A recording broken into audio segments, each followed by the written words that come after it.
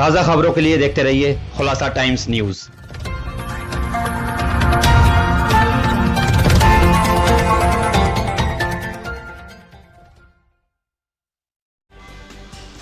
रुखसार साहब, हमने आपको सोशल वर्क करते देखा, लेकिन मालूम हुआ कि आप इलेक्शन लड़ने वाले हैं, तो किस पार्टी से इलेक्शन लड़ रहे हो, किस वार्ड से इलेक्शन लड़ रहे हैं? देखिए, मेरा नाम एडवोकेट रुखसार अहमद है और इस बार मैं मजलिस इत्तेहादुल मुस्लिमीन ओवैसी साहब की पार्टी, जिसका चुनाव चिन्ह पतंग है, उससे मौजपुर वार्ड 40E से मैं इस बार अपनी दावेदारी पेश कर रहा हूँ। तो मौजपुर में क्या मुद्दे हैं जिन पर आप इलेक्शन में आए हैं? सर, मौजपुर में बहुत सारे मुद्दे हैं। सबसे पहला मुद्दा मैं ये उठाऊंगा कि ये जो हमारा वार्ड है, ये जो हमारा इलाका है, इस इलाके में एक बहुत बड़ी मार्केट है जिसे कहते हैं जैकेट मार्केट। इसके बराबर में एक और मार्केट है जो जीनत महल स्कूल के पीछे की गलियों में डेवलप हो रही है, वो है लेडीज़ अंडर गारमेंट की मार्केट। इसके अलावा आप इसी वार्ड के अंदर देखेंगे कि एक रैक्सीन मार्केट हमारे यहाँ पर है और मरकज़ी चौक से इंदिरा चौक के बीच में एक फूड स्ट्रीट है। अगर मैं ये देखूं तो हमारे बिजनेसमैन के लिए, हमारे लोगों के लिए, हमारे युवाओं के लिए यहाँ पर बहुत ज़्यादा बिज़नेस अपॉर्चुनिटीज़ हैं, व्यापार की बहुत सारी अपॉर्चुनिटीज़ हैं, लेकिन ये तमाम लोग बिना किसी सरकारी फैसिलिटी के यहाँ पर काम कर रहे हैं, व्यवसाय कर रहे हैं, कारखाने चला रहे हैं। किसी भी काम को करने के लिए, किसी भी व्यवसाय को चलाने के लिए आपको सबसे पहले कुछ मूलभूत सुविधाएं चाहिए।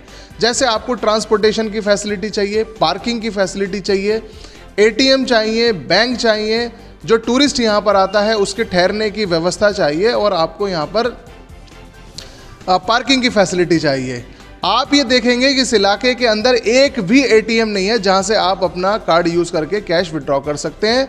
कोई भी बैंक नहीं है, ना सरकारी है ना प्राइवेट बैंक है, पार्किंग की फैसिलिटी नहीं है। इसके अलावा जो हमारे यहाँ पर व्यापारी है, हमारे काउंसलर्स ने उनके लिए कोई ऐसी हेल्प डेस्क नहीं तैयार करी जिससे वो लाइसेंस ले सकें।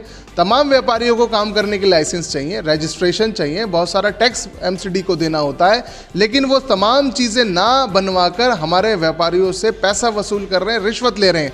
तो मैं जैसे ही आपके इस वार्ड के अंदर जीत कर आऊँगा, MIM से जीत कर आऊँगा, तो मैं ये तमाम चीज़ें अपने वोटर्स को, यहाँ के व्यापारियों को दूंगा और यहाँ पर कुछ नई मार्केट हम डेवलप करने की कोशिश करेंगे ताकि हमारे युवा, हमारे लोग, वो रोज़गार के लिए उन्हें इधर उधर की मार्केट्स में ना जाना पड़े, बल्कि वो यहीं पर अपने व्यापार को सेटअप कर सकें। रुखसार साहब, ये इलेक्शन दरअसल सफाई सुथराई, बिजली, पानी वगैरह के मुद्दों पर लड़ा जाता है, लेकिन आपने जो है एक नई किस्म के मुद्दे आप लेकर आए। क्या इन मुद्दों के अलावा जो साफ़ सफाई के मुद्दे वो अहम नहीं?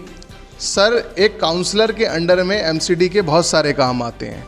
ज़िंदगी पैदा होने से लेकर मरने तक, यानी कि जन्म प्रमाण पत्र बनवाने से लेकर मृत्यु प्रमाण पत्र बनवाने तक, एक व्यापार के लिए अगर हमारे इलाके में गोश्त की दुकानें हैं तो उसके लिए आपको गोश्त का लाइसेंस चाहिए। आप सिलाई का कारखाना चला रहे हैं तो उसके लिए लाइसेंस चाहिए, आप दुकान चला रहे हैं उसका लाइसेंस चाहिए। तो मुझे तो बड़ा अफसोस होता है कि कोई भी प्रत्याशी इस इलाके का इन मुद्दों पर बात ही नहीं करता, और ये हमारी बड़े मुद्दे हैं। जहाँ तक रही बात सफाई की, नालियों की, सफाई व्यवस्था की, इसके बारे में मैं आपको बहुत वाज़े तौर पर बता दूं कि जो हमारा इलाका है, इस इलाके के अंदर अब हमें बड़े लेवल की कोई टेक्नोलॉजी लानी पड़ेगी ताकि हम मशीनों के ज़रिए यहाँ पर सफाई करवा सकें।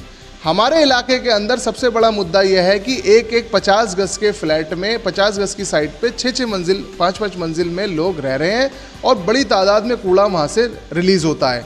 इसीलिए हमें राउंड ओ क्लॉक, यानी 24 घंटे लगातार गाड़ियाँ उनके इलाकों में भेजकर वहाँ से हमें कूड़ा निकलवाना पड़ेगा और इस इलाके से दूर किसी हिस्से में उस कूड़े को फेंकवाना पड़ेगा।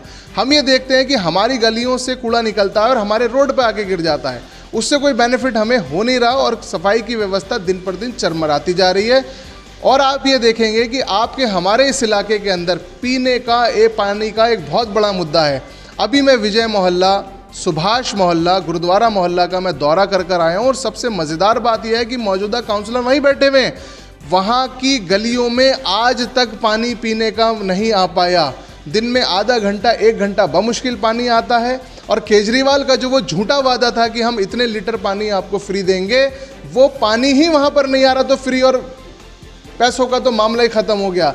लोग 20 रुपये 30 रुपये की 20 लीटर की कैन खरीद कर पानी पी रहे हैं। रोज़ का 100 रुपये से ऊपर का पानी लोग पी रहे हैं, तो 3000 रुपये महीना का एडिशनल बर्डन इन लोगों के ऊपर है। ये मेरे मुद्दे हैं। जैसे ही मैं आऊँगा इस इलाके के अंदर पानी की व्यवस्था को ठीक कराऊँगा, इलाके में सफाई का वो मैं आपको लेवल दिखाऊंगा जो बहुत पॉश कॉलोनीज़ में आपने देखा होगा। और व्यापारियों के लिए जो मैंने अपने इंटरव्यू के शुरू में कहा था कि licensing, transportation, logistic, ATM, bank, guest house, parking facilities, ये सारी इंशाअल्लाह ताला मैं आपको दूंगा। इसके अलावा हमारे यहाँ एजुकेशन का एक बड़ा मुद्दा है। बड़ी तादाद में हमारे बच्चे जो हैं वो स्कूलों तक जाते हैं, 12वीं क्लास तक, उसके आगे नहीं बढ़ पाते। इस पर आपके पास क्या तरीका है? सर देखिए, हमारे इस इलाके के अंदर अव्वल तो स्कूल है नहीं। ज़्यादातर लोग अपने बच्चों को या तो प्राइवेट स्कूल्स में भेज रहे हैं और सरकारी स्कूलों में पढ़ाई का स्टैंडर्ड बहुत ज़्यादा ख़राब है। अच्छी क्लासरूम बनाने के बावजूद भी हमारे यहाँ पर बच्चों का जो ड्रॉप आउट रेट है वो सबसे ज़्यादा है। हमारे यहाँ का स्टूडेंट 90%, 95%, 99% मार्क्स इसलिए नहीं ला पाता क्योंकि हमारे यहाँ की फैकल्टीज़ अच्छी नहीं है। मैं ये चाहता हूँ कि इन बच्चों को जो फर्स्ट जनरेशन है अपनी फैमिली के अंदर सीखने वाली, स्कूल जाने वाली, इन्हें स्पेशल ट्रीटमेंट मिलना चाहिए। इनके लिए स्पेशल स्कूल खुलने चाहिए। और जैसे ही हम जीत कराएंगे, जैसा हैदराबाद के अंदर ओवैसी स्कूल ऑफ एक्सेलेंस है, ये स्कूल ऐसे हैं जिसमें आप 100-150 रुपये की फ़ीस देकर ही आप अपने बच्चे को इंटरनेशनल लेवल की एजुकेशन दे सकते हैं। हम जैसे ही यहाँ पर आएंगे, हम आपको ओवैसी स्कूल ऑफ एक्सेलेंस की तर्ज पर आपको हम स्कूल देंगे। और इसके साथ यहाँ पर मैं ऐड ऑन कर दूँ, हम यहाँ पर मैटरनिटी और चाइल्ड केयर वार्ड भी यहाँ पर बहुत जल्दी शुरू करेंगे, क्योंकि हमारे यहाँ की जो ख़वातीन है छोटे छोटे बच्चों को अपनी गोदी में लेके यहाँ से शास्त्री पार्क हॉस्पिटल जाती हैं, और शास्त्री पार्क हॉस्पिटल में बेसिक फैसिलिटीज़ नहीं है। वहाँ पर आप अल्ट्रासाउंड नहीं करा सकते, MRI नहीं करा सकते और दीगर जो टेस्ट चाहिए वो नहीं करा सकते, जिसके लिए इन्हें बाहर जाना पड़ता है और बड़े धक्के खा के लाइनों में लग के बड़ी मुश्किल से वहाँ इलाज होता है। तो हम अपने वार्ड के अंदर अपनी गर्भवती जो महिलाएं होती हैं हमारे यहाँ पर, जो बच्चे होते हैं, उनकी डिलीवरी का, उनके इलाज का पूरा इंतज़ाम कराएंगे। ये मेरा वादा है आपसे।